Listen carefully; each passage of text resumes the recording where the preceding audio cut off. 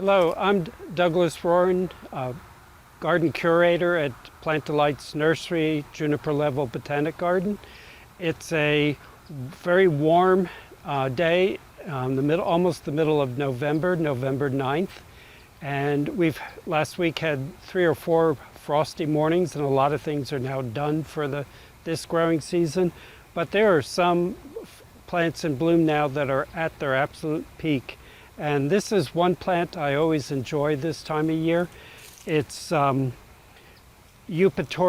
havanense, and Eupatorium is the same genus, or used to be the same genus as Joe Pieweed and boneset and other plants like the perennial blue ageratum. Many of them are now in new genera. But Eupatorium havanense, the name havanense means coming from Havana. It is native to Texas and northern Mexico, but also Cuba and some of the the Bahama Islands. It's actually a shrub. Most of the plants we've known as eupatoriums are herbaceous perennials, ones that died to the ground. But this is a woody shrub. It maintains its stems from one year to another.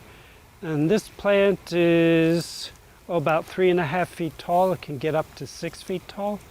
And this location has full sun all day long. I've known it to bloom fairly well in a fairly shady location, but more sun, more bloom. And not only is it a real showy plant this time of year, it's delightfully fragrant, a fragrance that you'll notice before you even get close to the plant. And I'm thinking that online you're noticing all the pollinators that are visiting it. Not only the big fat carpenter bees, but bumblebees and honeybees and several different butterflies. I've seen painted ladies and buckeyes. There's a painted lady over there. It's certainly reliably winter hardy in zone 7 because it's been in this garden and at the J.C. Ralston Arboretum in Raleigh for many, many decades. I think it's something that J.C. Ralston planted in the Arboretum again many decades ago. Real easy to start from cuttings, especially in the spring. It will now continue blooming until we get really, really cold, so probably bloom the rest of November into early December. If you need to maintain its size, you can cut it back hard in late winter before it grows. Because it'll bloom on the current year's wood, on new wood. The descriptions say it also occurs in pink. I've only known this one clone, which is a pure white. Real beautiful plant, Eupatorium havanense. Another plant I'm really excited about this time of year is the climbing aster. Now, those of us who gardened for a while knew this plant as Aster carolinianus, the aster from the Carolinas. It is native from North Carolina down into Florida, and I think a bit around the Gulf Coast as well, usually in wet sites. But the taxonomists have renamed all of our native asters, so none of them are in the aster genus anymore. And the climbing aster is now in the genus Ampelaster. It's the only species in that genus, so it's now a rather lonely aster. The flowers look very much like most of our other asters, but the plant is unique in that it is a woody vine. It does not die to the ground over winter like every other aster I know. My goodness, there's a monarch butterfly up there. It's it's November 9th, so it's late, but these late blooming things are so critical to monarchs so they can fuel up for the flight to Mexico, but it's also critical for all these pollinators that do not migrate, because they need to pack their hives or fatten up themselves, because our bumblebees, only the queen bumblebees overwinter, and they need to be really well fed before they go dormant. But I'm seeing honeybees and bumblebees and carpenter bees and probably the flies that mimic bees, and my mind is going blank over their common name. There's a little skipper butterfly. But Aster carolinianus starts blooming in June, generally blooms all of November, and will even spit and sputter into December. I've only seen it in this one color. The descriptions of the plant in the wild describe a range of colors. I suspect a lot of the plants in the nursery trade are all the exact same clone. It is a woody vine. In late winter, it can be sort of sheared back lightly because the tips of the previous year's stems are usually need to be trimmed back a bit. A real interesting thing about propagating the climbing aster is that you can take leafless twigs in the winter and stick them as cuttings, and they will root at that time as well. It's also fragrant. A lot of asters aren't fragrant, but the climbing aster is. Though it's described as occurring in wet sites in the wild, I've only seen it grown in sort of average moisture situations, and so it does not need a wet site. But these plants that occur in wet sites in the wild but don't have to have them are also really good plants for rain gardens. Good rain gardens are generally dry areas that are only periodically wet when it captures runoff from a rainstorm. So plants in a rain garden need to be really tolerant of going from one extreme to the other. But it's a small scale vine. It's not one that's ever going to take over your garden. It doesn't spread along the ground like so many vines do.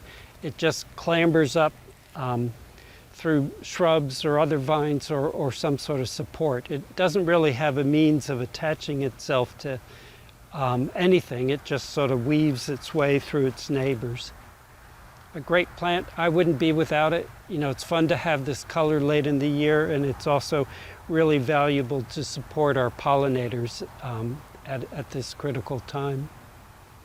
Chrysanthemums, especially the single-flowered chrysanthemums, are another superb plant for both garden display and for supporting pollinators late in the growing season. This is a hybrid between a Johnnia pacificum and a lovely pale yellow chrysanthemum called Gethsemane Moonlight, which was absolutely glorious several weeks ago, but is now getting a bit shabby because it's been in bloom so long. But you can see it's just covered with, again, honeybees, bumblebees, carpenter bees, a number of small butterflies and skippers. These chrysanthemums are robust plants in the garden. After a number of years, you might have more than you want, but share them with friends. And any of these plants that the pollinators favor, it's really important to be aware of the how much sun that location gets this time of year, because the path of the sun through the sky is so different in the fall from summer, when it does almost like travels through about 3/4 of a circle through the sky, and now the sun is almost entirely from the south. So a location that might be full sun in the summer might be in shade a good part of the day. So this is the perfect time of year to figure out where your sunny parts of the garden are, and that's where I would recommend any late bloomers, because the pollinators are not as likely to visit the flowers if they're in the shade, especially if it's a cooler day.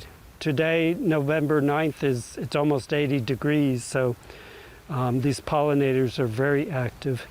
The chrysanthemums want a sunny location, average soil, easiest can be if you want to propagate them. Certainly divide them in the springtime, or stem cuttings, spring and summer.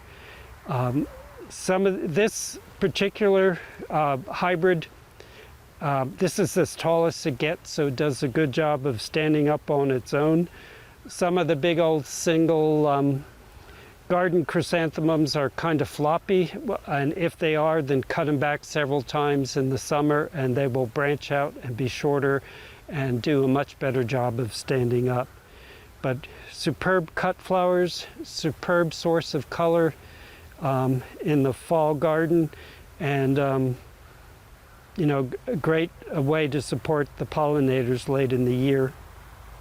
Another plant at its peak in almost mid-November is Aster Ellii. I guess more accurately now, Symphyotrichum elliottii.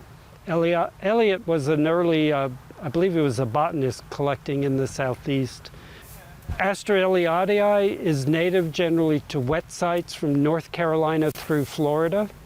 It's very similar to Aster punicea, which is sometimes called the swamp aster, but that is more of a Midwestern and Northeastern occurring species.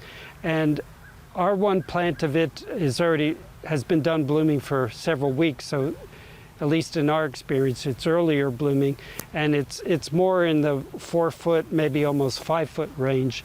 And where I'm standing here, these asters are only about 6 feet tall, but the ones over there are you know, closer to 8 foot tall.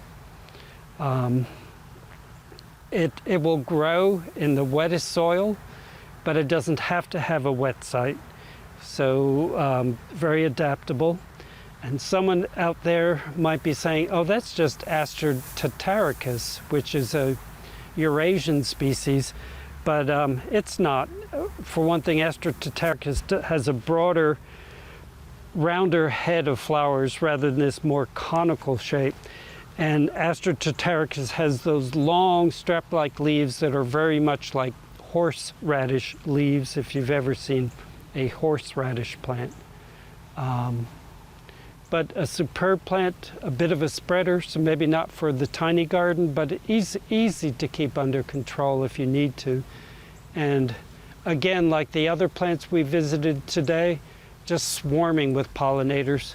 The same creatures we've seen on the other plants, honeybees, bumblebees, carpenter bees, hoverflies, which look just like bees but have just 2 wings, that is characteristic of all the flies, and bigger eyes than the bees.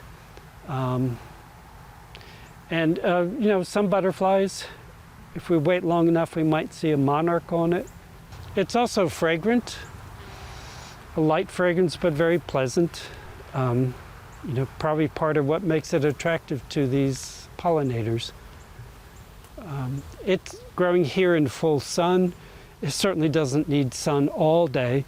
The first time I encountered this was in a wet woodland at Boone Hall in Charleston, South Carolina, so it was blooming in quite a bit of shade. Any of these tall things are better at standing up when they're grown out in the open, but it's still quite good at standing up in the shade garden. You see, these ones here I'm almost 6 foot tall, and I don't know if that's 8 foot tall. It's maybe almost 8 foot tall, but none of these are staked. They're doing a good job of standing up with these sturdy stems. The only maintenance this requires is cutting it down at some point before it puts up new growth in the spring. Fill your gardens with these real late bloomers and you'll do a world of good for our native pollinators, and also add a lot of color to your garden when most of it has disappeared with the frosts we had recently.